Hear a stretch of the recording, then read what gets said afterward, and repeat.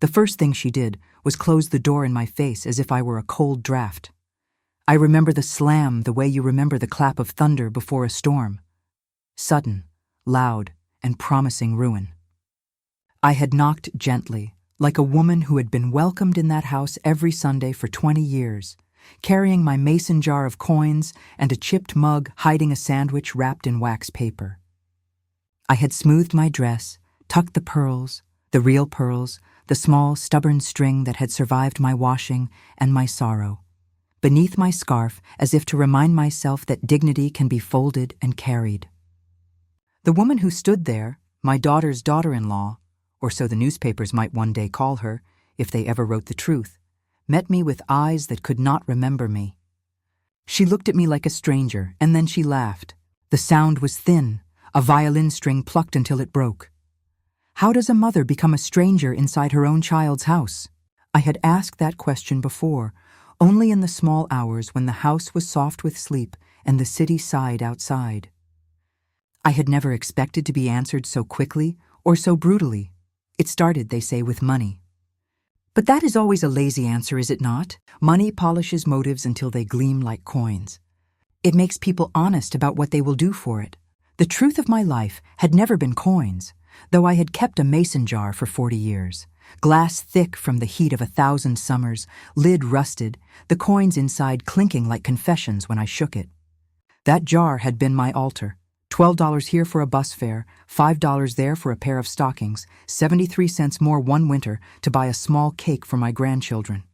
I placed that jar on the kitchen table the night before I went to Florence with my husband, when he was still alive, and his breath smelled of peppermint and the newspaper he loved. We were poor by the luminous standards of our town and rich by the measures of love. I had thought that would matter. When my son married, the world shifted. Not outwardly at first. Weddings feather themselves into memory with flowers and photographs, and we all believed what we needed to believe. But the young wife's manners carried a new language, polished accents, a new set of friends, a taste for marble and glass that sounded like a foreign hymn. My daughter, not the daughter-in-law, my own Lil, the one who had been patched and mended with my hands, who cried on my shoulder when she was 16 and a boy left her for a brighter skirt, had married into that brightness and been swallowed by it. She did not learn to look at her mother differently. She began, gradually and then swiftly, to look away. I will tell you plainly, I did not arrive at that door with an intention to demand anything. I had come, on April 3rd, 2 days before the gala my son's company was hosting, because he had asked me to come for the reading. He had been ill, and his breath had taken the timbre of hospital rooms and solemn white sheets. He died on April 1st at 3:05 in the afternoon, with the scent of old newspapers in his mouth and my hand in his. He had pressed my fingers and said, "Promise me you'll go to the reading." He named the lawyer, Mr. Calder, with eyes like a ledger and hands that never trembled, and a time, 10 a.m., precisely. He said, "Bring nothing but yourself," and I believed him as one believes a last request from a man you have loved so long it becomes religion. I wore my good dress, the one mended at the collar. I put the pearls in the pocket of my dress as one tucks away a prayer.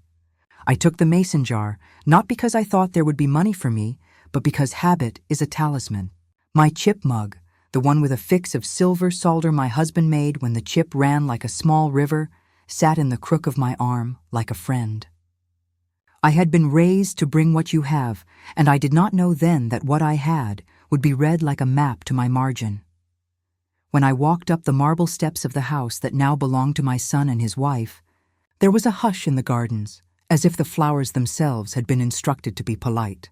The portraits in the foyer, portraits that used to show a boy with mischief in his eyes and a girl with braid sleeves, had been replaced with photographs of soirée. My son laughing with men whose suits seemed to be cut from the sky. My daughter-in-law posed with a cup of champagne held like a scepter. I felt a small, hot prickle in my throat, the kind that comes when the story you are living does not match the memory you carry. At the foot of the stairs stood a woman in a dress the color of winter light. She folded her hands and told me with the perfect politeness of caged things that there had been a change of plan. "We have to delay the reading, Grandma," she said. "It would be awkward." She smiled in a way that suggested she had learned smiles in a class, and somewhere in that smile, something of my son was missing. I told her, quiet as a whisper, that my son had asked for me, and that I had come because he was my son. She turned her head and made a sound like someone clearing a throat, and I felt the room tilt. "Perhaps you should wait in the sitting room," she offered. "We will call when we're ready."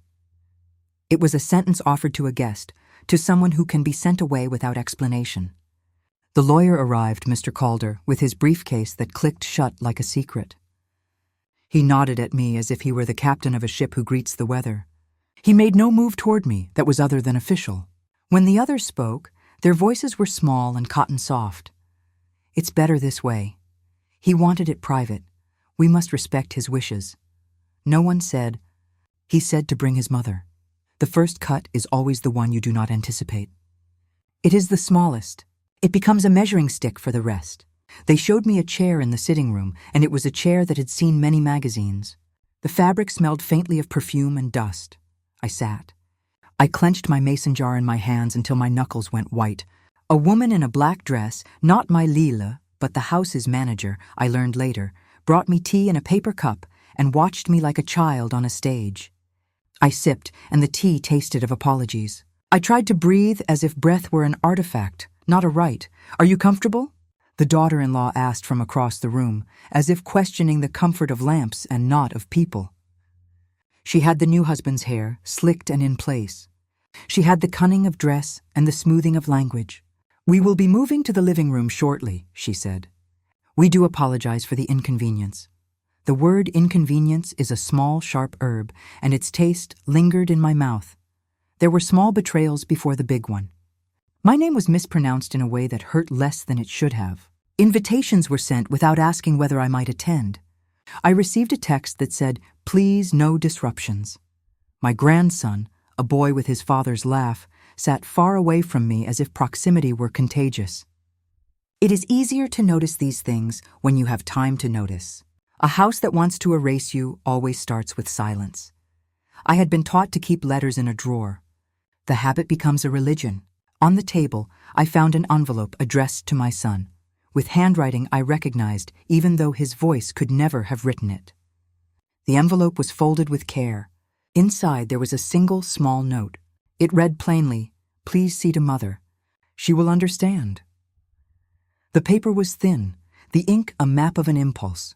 Beside the note lay another document, a card from a law firm that mentioned durable power of attorney, and a date stamped, March 28th. My breath caught like a trapped bird. I did not know then why the word durable scalded me like an accusation. I knew only that there were documents with dates, and that dates have a way of telling the truth to people who listen. March 28th was 5 days before my son's death. The word durable meant continuity. Someone else had taken up the pen to steer the ship of my son's affairs, perhaps for better reasons than mine, but still at the cost of what I had thought was my place. A whisper of a conversation floated through the half-open door. "We had to insure the accounts," a voice said. "The assets must be protected." Another voice answered, softer and a touch amused. "$77 million is not something you leave to chance." The words landed like stones in a quiet pond. I cannot tell you why I moved like a woman who had been woken by a siren. Perhaps it was the mason jar, or the pearls, or the memory of my son's hand squeezing my own when he was a boy. Perhaps it was that the air had turned from polite to perfidious without warning. I rose from the chair. It was a foolish, brave motion, like a moth deciding abruptly it will fly without wings. I crossed the hall, my skirt whispering against the floor, and put my hand on the door. For a moment I thought of retreat. I thought of returning to my bus stop, to my small apartment, to the ritual of washing the chipped mug. How simple it would have been to be invisible again. But the note in my son's handwriting had said, "Please see to Mother," and that is why I pressed myself forward. I pushed open the door. They froze, as people do when a note in the wrong voice reads itself aloud. The daughter-in-law's smile thinned. Mr. Calder's hands, which had been steady as bank ledgers, hesitated over his briefcase. Someone made the most foolish attempt at levity. "Oh, you startled us." My voice sounded to me as if it were not quite in my mouth. It was softer, older, and sharp as a coin. "Where is the will read?" I asked. The room compressed inward, like a drawer being closed. "We will be conducting the reading in the study," Mr. Calder said. He opened his briefcase with a sound like a door unlocking in the night. Papers rustled. I saw a white envelope, large and formal, with my son's name written on it. The envelope was sealed. I felt something in the chest loosen and then tighten, as if grief had a hinge. "Will my daughter be present?" I asked, because in my new, smaller world, this question had all the gravity of a lighthouse. "Your daughter will not be attending the reading," the daughter-in-law said. "She has other commitments." The words were blunt enough to break bone. I felt the world tilt again, but in another direction. No longer just coldness. "But a plan, she told me," the manager said, voice low, "that she would be out of the $77,000. It was a sentence flung into the room without ceremony. I blinked. The way you blink when a bright light is shone into your eyes. 77 million. The number shimmered and did not find a place in my life. I had shopped on afternoon discounts. I had mended sweaters. I had saved coins in the mason jar. The price of a house on our street was a fraction of that number. The figure was a mountain of glass and marble, of accounts and legalese. To be out of 77 million sounded like finality and farce wrapped in velvet. The daughter-in-law laughed. "That brittle sound. We thought it best," she said, "to make arrangements so that the family understands the distribution without distraction." She lifted a hand as if revealing a painting. "There are charitable concerns. There are trusts. We must be practical." Her eyes slid past me as if I were a lamp that flickered and needed replacing. Mr. Calder cleared his throat. "The last will and testament will be read now," he said, and his voice rolled across the room like a ship's horn. He unfolded the paper. He read words in a way that hollowed them of their warmth. "To my wife, to my friends." He came to a pause that looked like an invitation for applause. "To my mother." He stopped. I felt the stones shift beneath my feet. 1,000 small things corrected themselves. My breath, the tilt of my head, the texture of the pearls in my pocket. I waited, as if waiting were itself a duty. "He speaks in extenso," Mr. Calder said. And then for the first time his smile cracked like a cracked ledger. "But I must inform you that a durable power of attorney dated March 28th has been executed." The words fell, heavy as a bell.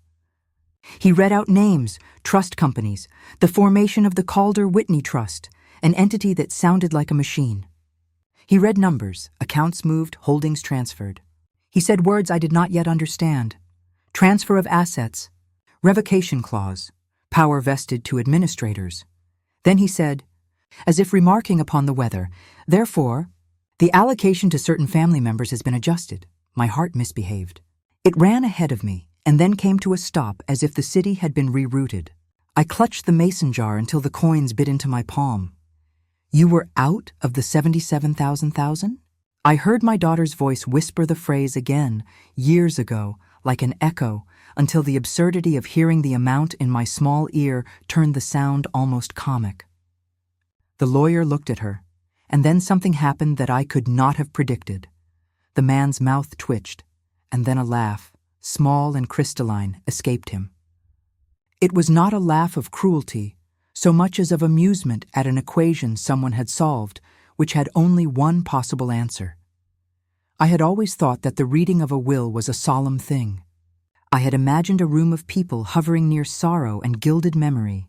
What I had not imagined was that the reading might be used as a stage for the erasure of someone's name. The air became a place that could be rearranged. Names were moved like pieces on a chessboard. I felt the pearls in my pocket, tiny and heavy. I thought of all the small things I had taught my son. How to mend a shirt, how to make a cup of tea that would soften sorrow, how to say please and thank you. I thought of the last conversation we had, of his hand in mine, of the way he had whispered my name as if it were a password. Why would he, who had been so constant as a North Star, sign his name to papers that would exclude me from the care he promised? Memory is treacherous. It can be a portrait that flatters, while documents do their blunt work of truth. I wanted to see the document. I wanted to touch the paper that bore his hand. I wanted to be angry and frightened and human in the same breath. But the study is a room where papers have the last laugh, and Mr. Calder closed his briefcase with the precision of someone who has practiced the closure of doors. The daughter-in-law rose. "We will give you a copy of the will next week," she offered. "Tonight is for family only." She said family as if the word had teeth that could bite out the truth. The room shuffled, chairs creaked. Someone suggested we have tea. Someone suggested we allow time. Everyone was polite in the way predators can be polite, slow and smiling and sure. I walked out of the room with my mason jar and my mug and the pearls. I felt like a ghost who had been shown to her chamber. The house, for all its lights, felt hollow, like a bell without a clapper. Outside, the garden smelled of cut grass and other people's planning. I sat on a bench and let the afternoon sun lay itself across my shoulders like an old shawl. My hand shook as I opened the mason jar and rolled the coins between my fingers. They made a sound I have heard 1,000 times, a small, private clink like bones in a drawer. I did not yet understand the full machinery of their betrayal. But I had a small, human proof. The envelope in Mr. Calder's hand, the date stamped, the murmured arrangement of trusts. There was no law that said a son must take care of his mother by habit or heart. There was only the law as it had been drafted and the law as it was being read aloud. In the space between them, a woman can be erased. I walked home with the taste of oak and ledger in my mouth and a question forming like a bruise. Had my son signed those papers willingly? Or had another hand guided his pen? The day was April 3rd. The reading had been 2 days after his death. Documents could be made on March 28th. Remember that date. Remember that the smallest thing, a signature, a stamped date, can reroute a life. I lay awake that night in my small bed, listening to the city and the distant laugh of a woman who had closed a door. I thought of the mason jar, of the pearls, of the chipped mug on the counter. The world that had been given to me had been shifted a few degrees, like a picture on a wall. I felt as if I had woken to find my house rearranged with a stranger's hands. When the phone rang at midnight, my heart dropped like a stone into an unfamiliar pond. It was my neighbor, quiet and trembling. "They burned a box in the study," she said. "I saw it through the window."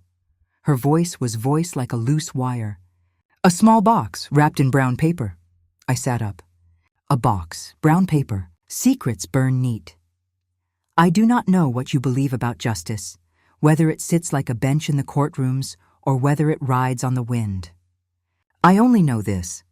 When a life is reduced to a document, the human heart will not always be content to be signed away. We are not merely signatures. We are mason jars and chipped mugs and strings of pearls that have been kissed by salt and kept. Moral: when a family's ledger becomes more important than a mother's name, the heart keeps its own accounts. I never expected what I would find in that drawer. They told me grief would take the shape of time, something that would sit with me, polite and patient, like a cat on a windowsill. They did not tell me that grief would also dress as suspicion, that it would lace itself into the day like coffee and not leave. I woke on April 4th with the echo of that lawyer's laugh still in my ears and with a mason jar heavy in my kitchen cabinet like a secretive heart. The world, which on April 1st had been only loss and the soft ache of missing someone, had become a place where paper could rewrite a life. My neighbor, Mrs. Ortiz, was the first to offer a practical kindness that smelled of courage. She had watched from the rung in her own little porch, as small flames licked something wrapped in brown paper in the study hearth on the night between April 1st and April 2nd. "I thought it was a box of old bills," she told me, her voice trembling like a child who had held a bird too long. "I saw them through the curtains." It was a quick burn. "A man, Mr. Calder, I think. He put out the fire with a pan. They were careful." She had taken a handful of ash that had drifted onto the windowsill and pressed it into a paper napkin. When she handed it to me, the ash smudged on my fingers like a coal stain. I kept that napkin in my pocket for 3 days like a talisman. I did what my boy had always told me to do in matters of consequence. I began to ask questions. Questions are the small, sharp tools of an old woman. They cut through polite veneers.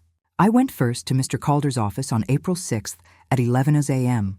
because legal men have offices with clocks and a promise of steadiness. He greeted me with the same ledger face he had at the house, but there was a fluster in his sleeve that betrayed him. "Mrs. Bernhardt," he said, the name coming with all the warmth of a signature. "We sent you a copy of the will as promised. There are procedures. If you have concerns, we can schedule a review." He offered a place behind the reception counter. As if I might be content with gum and a magazine. "Who signed the durable power of attorney dated March 28, 2025? I asked, and I said the date like a bell, naming it to make it true. Mr. Calder's mouth tightened. He slid a copy of the notarized page across the desk. The notary public's seal read, "Ellen Price, Notary Commission 5492. Acknowledged March 28, 2025 at 2:35 p.m. The notary stamp was crisp, the kind of crispness that looks impossible on documents that are doing wicked things. I took the paper to my face and read the signature. My son's handwriting had a particular curl on the tail of his G that told you how he liked to exaggerate endings. The signature looked like his, but it sat on the line like an actor reading someone else's lines. I called the phone number on the notary office listing. The voice that answered was sleepy, then polite. "Notary Price's office? She's out this week." I asked if she had been at the law office on March 28th at 2:35 p.m. "No, ma'am," the woman said. Ellen was on jury duty that day. Jury duty meant nothing to a folder of papers, but it mattered to a heart looking for truth. I began to taste the timelines like breadcrumbs. If my son had been at the hospital on March 28th at 1:00 p.m., an entry in the hospital log, I had secured after much concern and 2 favors from a nurse who owed my son a kindness, then he could not have been in the law office at 2:35 p.m. to sign a durable power of attorney. The nurse Maria had said plainly, "He was too weak to hold a pen on March 28th. He was on oxygen." My chest tightened as if someone had placed a book on it. I took these mismatches to a man who had once been an analyst at the city records office, a man who now kept pigeons and a sour grin. His name was Mr. Gomes. He had signature in his head like a man keeps recipes. "Handwriting," he said when I asked him, "is a conversation between the hand and truth." He peered at the photocopy and then at a photograph of my son's signature from a letter he had written me in 2019. He held them side by side in the light and said quietly, "They're cousins." Not the same. He used the word forgery like a diagnosis. I felt something hot crawl up my spine. A forgery. The very word makes you want to scrub your hands. My small war became a procession of offices and small humiliations. The trust company's filings were obscure and dense. The Calder-Whitney Trust, a name that rang like a public school house, had been established on March 29th to hold corporate shares and liquid assets. The trust instrument bore the same March 28th signature and the notarization. I learned that the trust moved funds into a series of shell accounts over the 3 days following my son's death.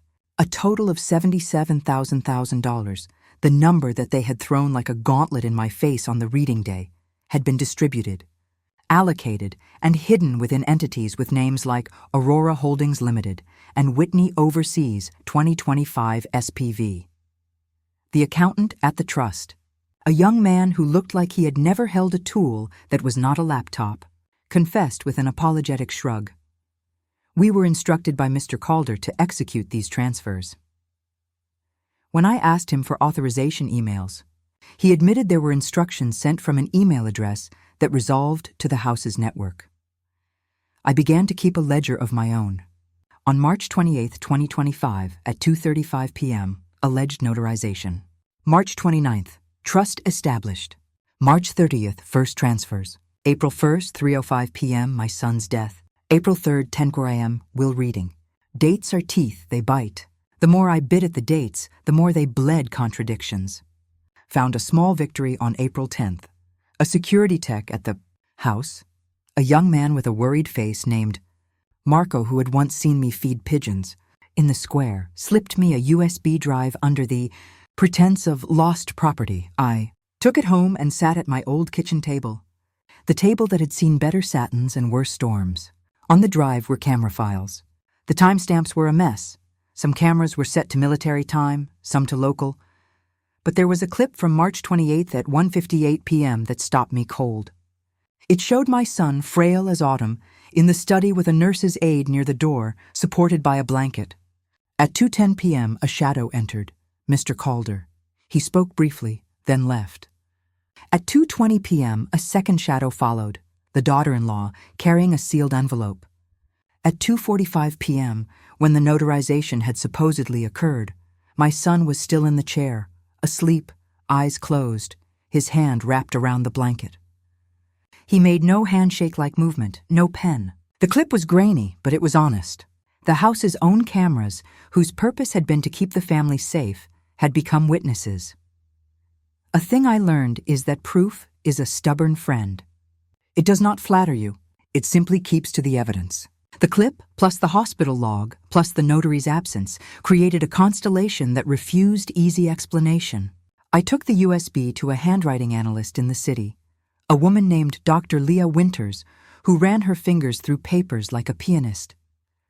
She asked me to bring a letter from my son, which I did. She examined the signatures under a microscope and then said very simply, "This signature on the durable power of attorney shows tremor patterns consistent with a person signing under duress or signing a traced signature." When I said, "Traced?" she explained, "Someone could have traced a signature or guided the hand. But more likely, someone forged it. Who would benefit?" I asked her. It is a question I had not allowed my own heart to ask in full. Who would gain $77,000 from moving the accounts precisely before the man's death? The answer was obvious and terrible. The administrators and those who stood to inherit, in this case, my daughter and my daughter-in-law. Yet motive is a neighbor to opportunity. You must prove both. I began to thread the needle. There are people in the world who keep secrets in their pocket like coins. They will spill them for the right price or the right pity. I found my next ally in an unlikely place, the laundromat 2 blocks from my apartment, where Mr. Alvarez, who had once shared my son's childhood with him, having been the man who taught my boy to swing from monkey bars, listened to the small radio that always muttered local news. He told me, without flourish, that his niece worked at the bank, where the transfers had landed, and that she had once said in a drunken mood at a family dinner that big accounts have little secrets. From that drunken mood came a voicemail I could not have had without a crooked ear. My contact emailed me a screenshot of an internal wire transfer, confirmation showing that on March 30th at 11:03 a.m., an instruction to move $25,000 had been sent from the Calder Whitney Trust to Aurora Holdings, with the authorization header signed by Calder, J. The IP address resolved to the house's Wi-Fi. The signature on the authorization email matched the forged signature on the power of attorney. I started to write letters like a woman building a bridge out of paper. I wrote to the Notary Commission requesting a review. I wrote to the Registrar of Trusts asking for the formation documents of the Calder Whitney Trust to be made public. I wrote to a local reporter who had once written human interest pieces about small rebellions. She responded with an invitation to meet. "Mrs. Bernhardt," she said, "there is a story here, but there is also a human being." I smiled in the way old women smile when someone recognizes their name. "I do not want riches," I told her. "I want the truth." It was a small thing, perhaps petty to some, but it steadied me. "Power can be a polite thief," I said once to myself, standing in the little kitchen with the chipped mug in my hand. "And the law is a forest in which thieves find paths." My inquiries ruffled feathers. The daughter-in-law started to watch me with a kind of clinical interest, like someone who watches an illness progress. She approached me on April 14th in the lobby of the apartment building where I buy my stamps. "We must close this quickly, Grandma," she said, her voice light as something made of paper. "The family's reputation is at stake." Her hands were immaculate. "You should let the lawyers handle it." She smiled the smile that was taught in rooms with chandeliers. "Your husband is always asking me to be reasonable," she said one afternoon when I found the courage to knock on her door. Her housekeeper answered and told me she was busy. I looked through the slightly open door and saw, on a shelf, a small porcelain bird I had given my son when he was 10. The bird had a crack along its neck. My heart twisted. They kept the bird, and yet they kept me out. The cruelty of small things is that they remind you of how close you once were. I found a new, unexpected element on April 18th, a ledger from the law office. A physical ledger that Mr. Calder kept for appointments. It listed a meeting with a Mrs. Bernstein on March 28th at 2 p.m. The handwriting, Mr. Calder's, spelled my son's name wrong. A deliberate misspelling can be an accident. Sometimes it is a map. Why would the ledger have that? I asked Mr. Calder when I returned. He flushed. Clerical error, he said. But clerks seldom make the same error twice. Clerks are human, yes, but they also obey patterns. Every victory I made was small and cost me patience and time. I had to borrow a phone for the emails. I had to learn the names of trusts and the meaning of revocation clauses. I had to keep calling the hospital for copies of logs. I prepared myself, like a person preparing a meal one step at a time. I acquired allies, a retired judge who smelled of cigar smoke and taught me to keep records of every conversation. A young paralegal named Oliver, my grandson's classmate, who believed in me more readily than some of my own family had. Oliver taught me how to file a motion to inspect the trust documents. He sat with me in the municipal library and explained the forms. His hands were steady. "Grandma," he said, "they aren't expecting an 80-year-old to read their contracts." On April 22nd, a week that smelled of wet pavement, the air changed. I had collected papers, witness statements, camera clips, and a charred scrap from Mrs. Ortiz's napkin that, when held to light, showed the ghost of my son's handwriting, the word mother, and beneath it a stamped date, March 27th. It was not much, but it was a thread. I sent, with Oliver's help, a subpoena to Mr. Calder demanding production of the original durable power of attorney and the trust formation documents. It read, in legalese, that failure to produce might result in contempt. The subpoena would be served on April 25th at 9 a.m. I remember the time because the hour has a way of becoming holy when you schedule it to confront a wound. On April 25th at 8:50 a.m., I stood in Mr. Calder's dim reception with my coat buttoned, the mason jar hidden in my bag because old women keep talismans private. A process server handed him the documents. His eyes flicked to me. There was a tremor in the corner of his mouth. "This is unnecessary," he said, placing the papers on his desk as if they were garbage. He called his assistant and said, "Prepare the originals." The desk drawer clicked. For a moment I thought of retreat, of the comfort of the chipped mug and the small calculations of a life lived modestly. But the scale of the theft made cowardice a greater shame. When he opened the drawer, the original documents lay there in a neat manila folder. The notary stamp was fresh. The signature looked practiced. But as I reached for the paper, the assistant's phone buzzed. Mr. Calder answered the call with the briskness of someone who does not like interruptions. He spoke in a voice I had not heard from him before, low and urgent. "Yes, it's done. The originals are in my drawer, but you'll have to wait until the motion is handled." His tone was not legalese. It was quiet. He mouthed a name, and though I could not hear the other side of the phone, I saw his eyes harden. Oliver and I waited outside the office that afternoon as the subpoena's deadline passed. Then we went home with our pockets full of nothing and our heads full of plans. "They think they can outweight you," Oliver said, flipping through the photocopies I'd given him. "They think old people forget." I looked at the clock. It was 3:30 p.m., the hour my son had liked, because it was the hour when the bakery on the corner let out the smell of bread. The irony tasted bitter in my mouth. On April 27th, something unexpected happened. Mr. Calder called my apartment at 7:45 p.m. I thought perhaps he was offering up the originals in a move of legal grace. Instead, he asked me to come to his office at once. His voice was fragile. It had the texture of someone making a confession and then changing his mind. "Mrs. Bernhardt," he said, "there are things you do not understand. Please, come." The urge to throw the phone into the sink was strong. But I went. When I arrived, the office was darker than usual. Mr. Calder sat behind his desk with the folder open. He pushed a sheet of paper across to me. a typed letter addressed to my son, dated March 26, 2025. I regret to inform you, it began, and then something in me remembered that my son had never been the sort to receive regret from typed paper. Mr. Calder leaned forward. He signed this, the lawyer said. He had lucid moments. I saw in his eyes a flicker of pity. There are messages, voicemail transcripts that imply consent. My throat closed. Where are the hospital logs for March 28th? I asked. He sighed. There are 2 sets of logs, Mrs. Bernhardt. One stamped March 28th and one that was corrected. Hospitals sometimes change entries to reflect more accurate medical information. He said the last phrase like a man who cleans a ledger to remove the marks of a guilty hearth. I left his office with the sense of being in a house that had more rooms than I had keys for. The paper in my bag was a decoy. The trail of real evidence still lay elsewhere, convoluted and cold.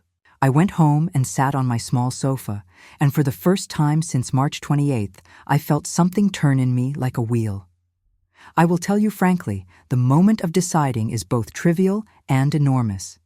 It is trivial because it may only be a single word, an intake of breath. It is enormous because it rearranges the rest of a life. I had once thought my role in the world was to be witness and sage. Now I realized I needed to be an instrument. There is no nobler thing than turning your own smallness into a kind of weapon. Moral. Where bureaucracy dresses itself in legality, courage must learn the language of paper.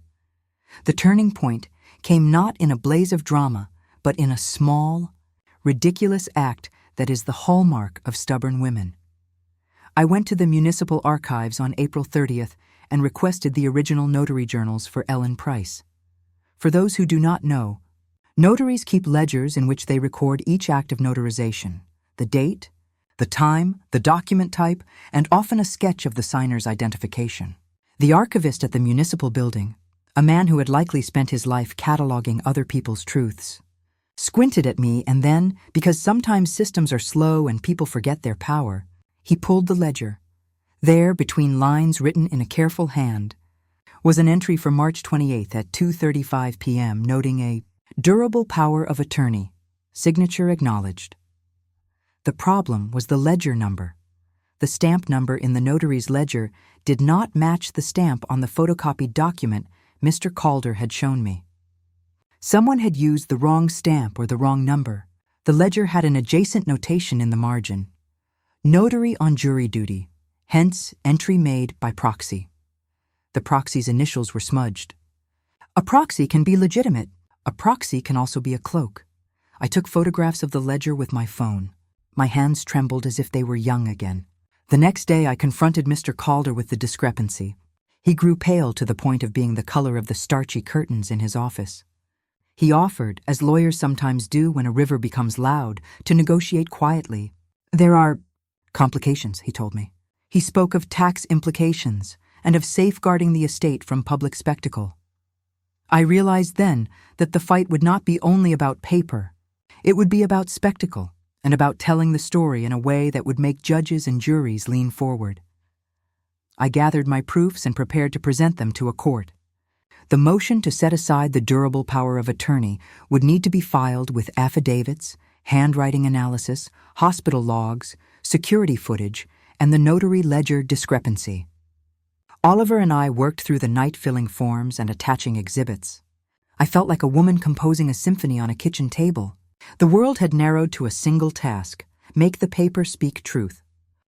On May 3rd, the day I filed the motion, I felt something like a reprieve. The clerk's office stamped the forms at 9:12 a.m., and the stamp made an honest sound. There is a strange comfort in the bluntness of an official stamp. But comfort is a short-lived neighbor. As I stepped out of the municipal building, my phone vibrated. A text message from an unknown number said, "Stop digging, old woman. Some things are safer unturned." The number was traced later to an unregistered burner. I pocketed the threat like a coin. The night before the first hearing, I received an envelope slipped under my door. Inside was a photograph of my son's hand, taken months ago, holding mine. On the back, in unfamiliar handwriting, were the words, "We can bury her or bring her light." The photograph made me tremble. Not from fear of violence, but from the realization that we were at the center of a small storm that could blow a person to pieces. I slept badly. Dreams are mirrors in which the past rearranges itself. I dreamed of the mason jar, full, empty, full again, and of pearls strung like small moons that dropped and rolled under sofas. Dawn came with the taste of iron in my mouth, the taste of courtroom coffee, and the knowledge that the hearing would not simply be a place to present evidence. It would be a theater in which we might change the course of other people's plans. When I entered the courtroom on May 10th at 10 a.m., the room smelled of new paper and polished wood. Mr. Calder sat with his sleeves rolled, an armor of civility. The daughter-in-law sat like a person who has rehearsed indifference. The judge, a woman with a face like an oak, listened as we presented the motion. Oliver stood with me like a young soldier, my small, improbable ally. The hearing was not long, but it was sharp. I watched as the judge studied the notary ledger, the security footage showing my son asleep at 2:45 p.m. on March 28th, and the handwriting expert's report that labeled the signature forged. Mr. Calder's expression shifted through several states: annoyance, fear, then what looked like resignation. "Your Honor," he began, "we move for a continuance." The judge tapped her pen. "On what grounds?" she asked. The lawyer, who had been my son's supposed steward, began to speak and then faltered. I saw in that moment the world narrow to the presentation of facts. When a man's tools, stamps, initials, and signatures are exposed as feeble, he will often try to remake the stage. I felt the rage of quiet women who had never been allowed to speak in committees and were now speaking in a court where men had assumed their silence would continue. "Your Honor," I said, in a voice that surprised me with its steadiness, "this is not for spectacle. It is for the memory of a man who asked me to be present." The judge's eyes softened in a way that felt like a benediction. "We will order a forensic audit of the Calder-Whitney Trust and an independent notary verification," she pronounced. "And we will keep this hearing on the docket." A small victory, but one worth a parade. The hearing adjourned. Cameras in the hallway, reporters now smelling a story like dogs smell truffles, asked for comment. I said nothing of consequence. I had learned to keep my face like a poker player. But beneath the facade, plans began to seed. The forensic audit would take time. In that time, funds could be further hidden or dissipated. That was the danger. My allies rallied.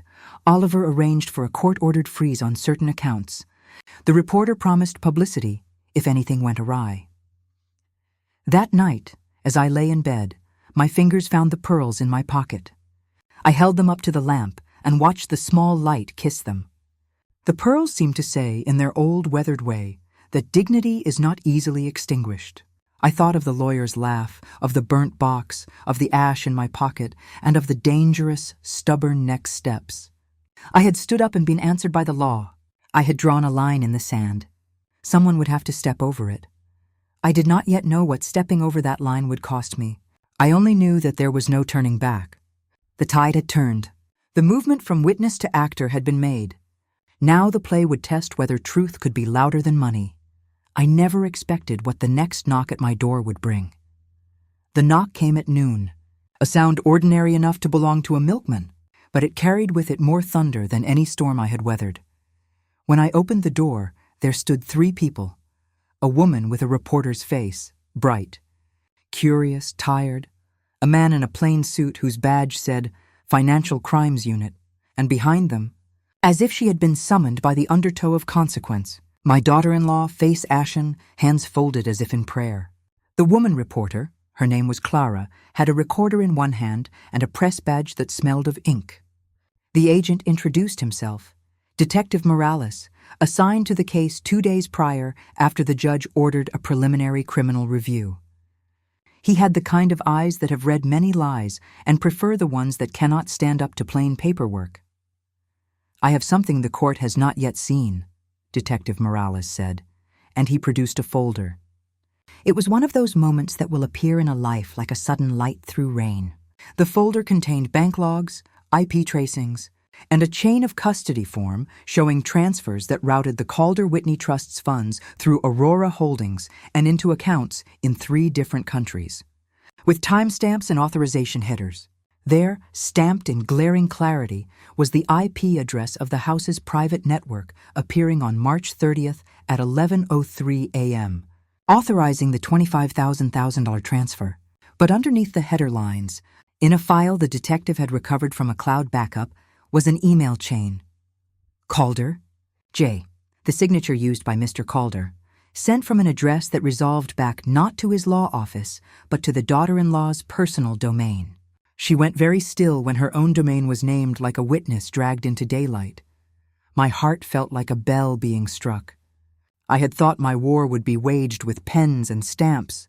I had forgotten how loudly internet addresses could speak when someone bothered to listen. The detective slid another document forward. A forensic certificate showing that a USB drive, found behind a false panel in the study, a fact disclosed by a housekeeper who had a conscience, contained a draft of the durable power of attorney and an edited version of the trust instrument. The metadata showed edits made on March 28th at 2:20 p.m. by a user whose login was traced to the daughter-in-law's phone. There were contact logs, and one of them recorded a call at 2:18 p.m. from my daughter-in-law's number to Mr. Calder's office. The notary, it turned out, had been given proxy instructions by email, an email that originated from the house network. The pieces, once scattered, clicked into place like gears finding their teeth. I remember standing very still, thinking of the mason jar in my bag and the pearls warm in my pocket. I had collected proof like a woman collecting shells on the seashore. Each one had a small story written in its grain. The detective pushed one last paper across the table, a statement from Mrs. Ortiz, the neighbor, who had seen on March 28th a small burning parcel in the study hearth. Her statement precisely matched the sequence in the security footage, down to the rhythm of a match struck. I felt something tender and terrible stir in me, the knowledge that truth, once it finds company, will not be silenced easily. The daughter-in-law made a sound that was half a sob and half a laugh. "This is ridiculous," she said, and there was no conviction in it. Her eyes shifted to Mr. Calder, as if pleading for a man to be a wall. He did not lift his head.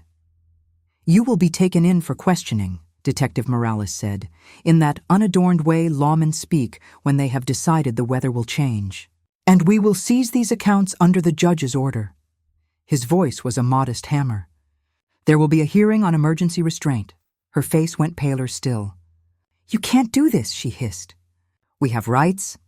"Not when you commit forgery and elder financial abuse," he replied. The words fell like winter. I had, until that moment, allowed myself to imagine that the law moved like a glacier, slowly, inevitably, crushing things under its weight. What stunned me was not the law's stride, but the way it could bend quickly when it chose to stand on the side of truth.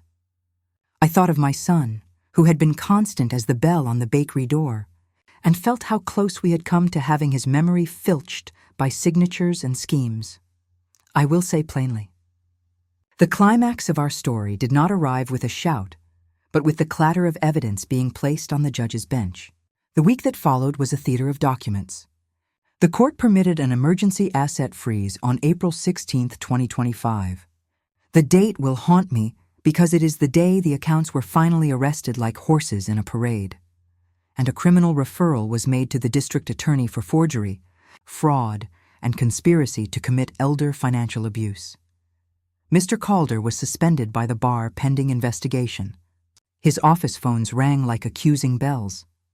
Moral: so long as men make law their cloak, there will be nights when women must light lamps. I entered the courtroom for the next hearing, not as a beggar, but as one who had collected proof enough to interrupt an orchestra mid-score. The forensic auditors presented a map of money that looked like a modern tapestry, transfers, shell corporations, and the trick of hand of authorized signatories. The notary ledger discrepancy that Oliver and I had found, the mismatched stamp number, and the notation that the proxy initials were smudged, was now a central thread. The judge's face, which had been severe in earlier sittings, now showed a crease I read as surprise. She asked Mr. Calder under oath if he had authorized the proxy signature. He answered, in a voice that sounded small in the high room, "No, Your Honor."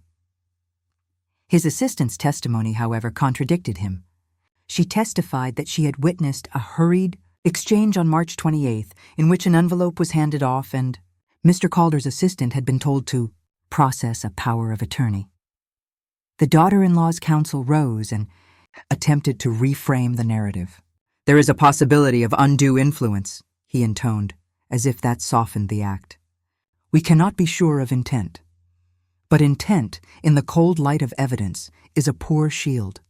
The witness statements, the email headers, the IP addresses, and the forensic handwriting analysis, which Dr. Leah Winters testified to with the cool authority of a surgeon, combined into an architecture the defense could not simply demolish. I learned then the strange and precise satisfaction of seeing a narrative you have tended become too heavy for men to carry." The daughter-in-law's face crumbled during the testimony when a bank auditor described the transfer memo with line items and memos that included, absurdly, expense codes for estate administration and family liaison services.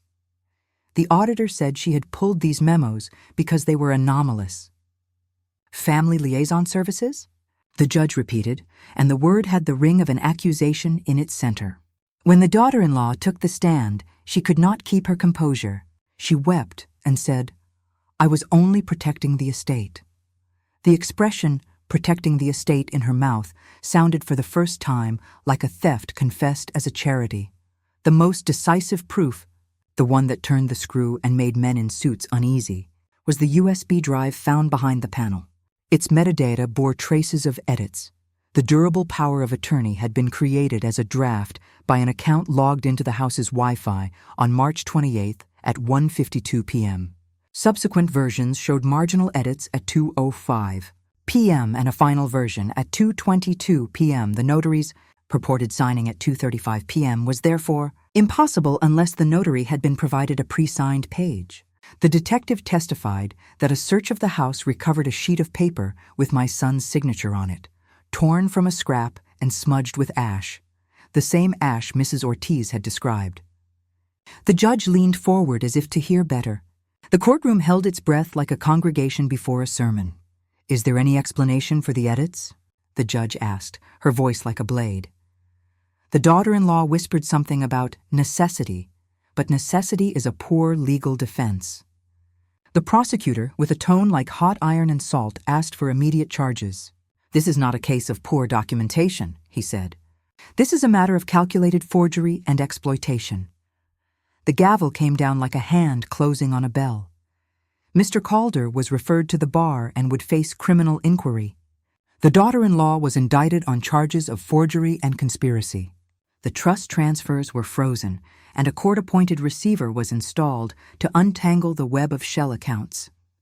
The news outside the courthouse was quick to convert our small legal victory into headlines. Clara's article ran the next morning with the line, "Elderly mother battles $77 million scheme, family secrets exposed." The daughter-in-law's social friends called her. Invitations were rescinded. The people who had toasted her began to look at their glasses as if they might find something bitter in them. I stood on the courthouse steps and felt the sun like a benediction. My hands held the mason jar as if it were a relic. The pearls were wrapped in a handkerchief the judge had once used in his youth, I joked to myself, and I laughed because laughter is an antidote to something like drowning. People clapped me on the shoulder in a way that felt foreign and homey at once. The victory was partial. The money had not yet been returned, and criminal proceedings can be slow as weather. But there are moments when the compass shifts. I will not pretend there were no costs. The daughter, my Lil, kept away. She wrote once that she needed time, that grief rearranged priorities. That absence, which cut deeper than any paper, was its own penalty.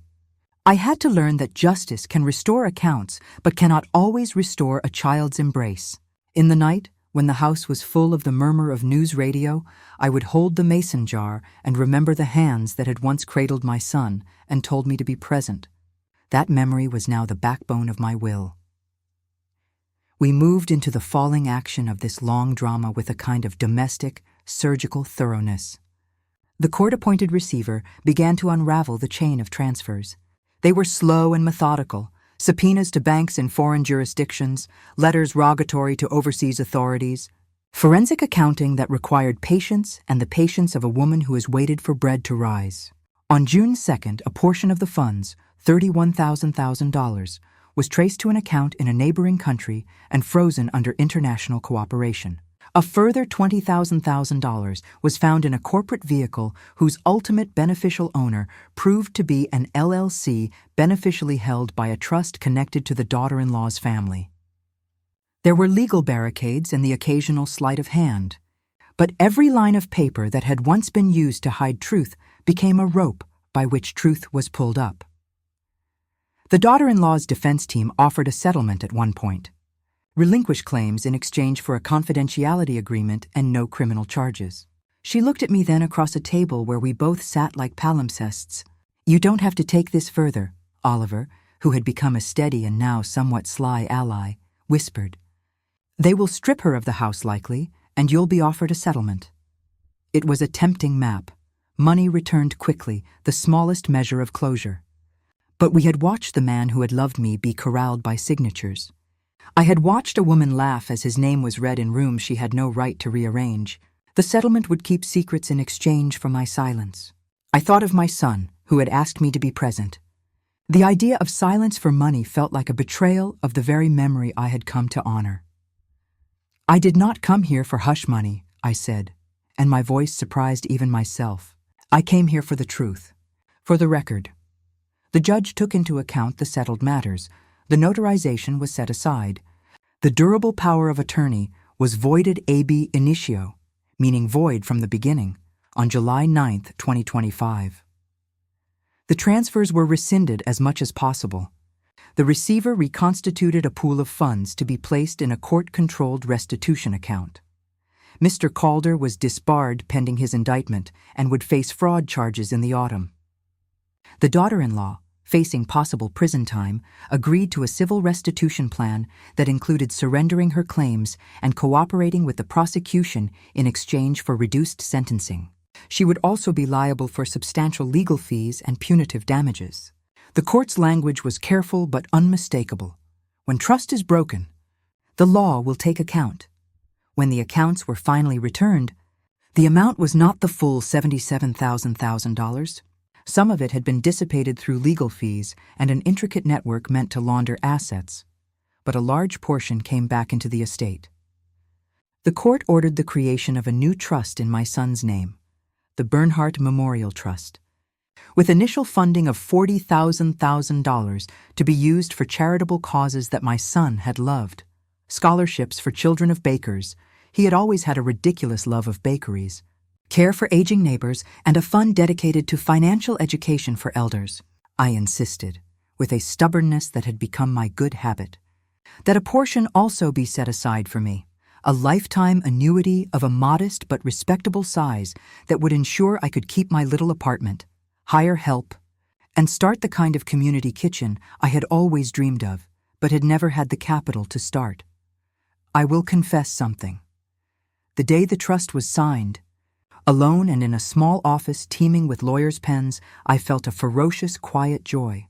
The mason jar was no longer the only repository of my care. The pearls I had kept through all of it I gave to the judge's clerk as a symbolic gesture. He protested, and I kept one single pearl that I had always intended to string into a necklace for an evening. I wore it on the day we opened the community kitchen. The pearl hung against my throat like a small moon. I thought of Dumas and his long moral sentences, and of the Count's way of making revenge into something that teaches as well as punishes. I felt in my small victory a lesson. Dignity taken can be regained if one is persistent and not alone. Moral: time will ask account of every hand that signs another's destiny in secret. There were inevitably consequences beyond the courtroom. The daughter-in-law moved away. She left behind the porcelain bird with the crack in its neck and a silence that spoke of a life unstitched. My daughter Lil never returned to a hug. Sometimes love takes a different shape after such storms. I wrote her letters, patient and unaccusatory, inviting her to see the kitchen, the scholarships, and the little library we started in our neighborhood. She would not come at first. Over months she sent short notes. "I need time," she wrote. "Time is sometimes the only healer that can close certain wounds." The community kitchen, Bernhardt's Table, opened on September 1st, 2025, with a modest ribbon and a crowd that made my head swim. We served bread and soup and pastries from the bakeries my son had loved. We set up a small board to run the grants from the trust, and I insisted that Oliver sit on it because he had ground himself down for truth like a millstone. The kitchen became a place where money served as medicine, where the mason jar and its clink of coins were not laughed at but celebrated as the beginning of something humbler and, in my view, more noble. The legal world, for all its rules and stamps, had been a battleground where people had attempted to erase a mother's name. The law can be a cruel instrument if wielded wrongly, but it can also be a scalpel that opens a wound and allows truth to be sutured. I had discovered that the measure of a person is not merely in the size of their bank account, but in the courage to confront those who would make them small. At last, on a quiet morning when the light slanted across my kitchen table like old gold, I sat with my pearls, the mason jar, and my chipped mug and put my hand over the paper that now bore a court order allocating funds and closing the chapter. I thought of the judge who had leaned forward, of Detective Morales, of Oliver, of Clara, and of Mrs. Ortiz with her ash-smudged napkin. I thought, too, of Mr. Calder in his disbarred state, and the daughter-in-law whose laughter had once seemed so impenetrable. Some things had been lost that could not be returned. The son's warm hand was no longer a warmth to hold. But other things had been restored: my dignity, my means, and a platform to help others. The balance of justice is never perfect, but it can be a compass. I will finish, as all good grandmothers do, with a truth that feels like a blessing. Money makes people honest about who they are. It does not change the nature of the heart. A woman who knows the value of a soup spoon knows also what true richness is. If my story touched you, if it made your spine straighten a little and your hands unclench from the small hurts you carry, then share it with someone who needs courage. Tell it to your neighbor, your aunt, your granddaughter. Subscribe if you like. This old heart has more stories to tell and more truths to turn into light. Comment below with a time you stood up for what was yours. The best stories are those that live in company. And remember, keep your pearls close, your mason jar closer, and do not let anyone sign away your name in silence.